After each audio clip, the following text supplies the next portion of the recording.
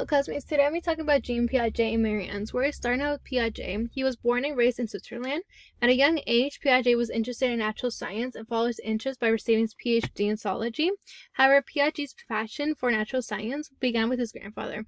His grandfather actually introduced him to philosophy and astronomy, and it is because of his early interest that helped him construct various research in child development with the help of his own children and personal experience. Here's Piaget and his family. Unlike Piaget, Mary Ainsworth was born and raised in Glendale, Ohio. Mary was the oldest of three in her family and became interested in psychology at the age of 15 after reading William McDonough's Character in Constructive Life. Mary came from a family of well-educated parents who both encouraged the importance of liberal arts education. Mary began building her career at the University of Toronto in 1929, and it would be soon that Mary traveled to England and collaborated with John Bowlby to research maternal separation and child development.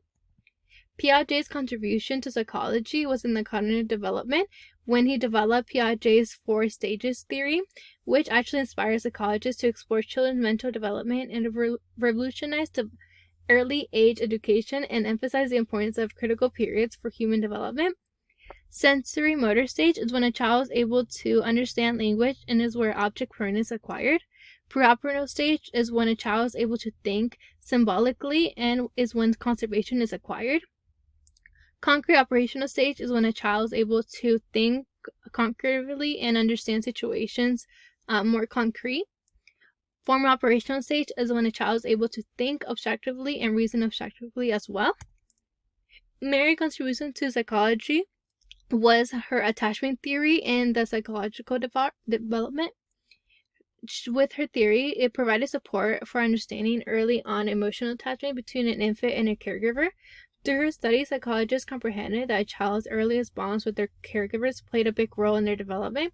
It is through early bonds that children depend their secureness, confidence, self-esteem, and reassurance to carry themselves throughout life. Mary allows us to understand why some people are highly secure of themselves while others aren't.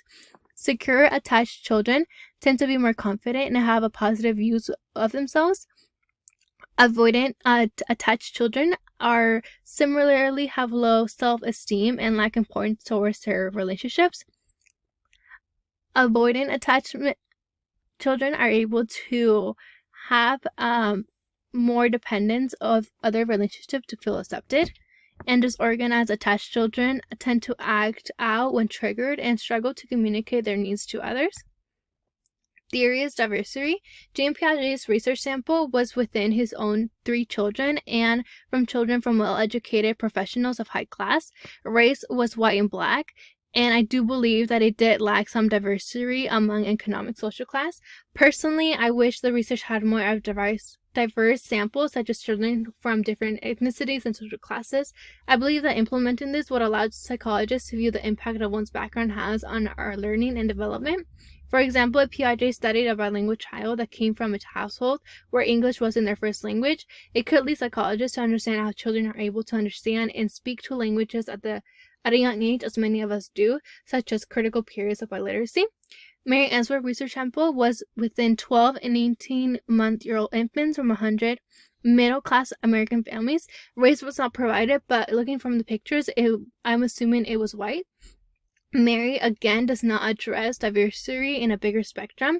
Even though her findings resonate with most people in the world, such as I do believe that opening her study to minor, middle, and high-class families could have given her a more insight into the impact of how child's environment has on their attachments with their caregivers. Lastly, I want to end with this quote: "There is in every child at every stage a new miracle of vigorous unfolding," by Erik Erikson. This is my works cited.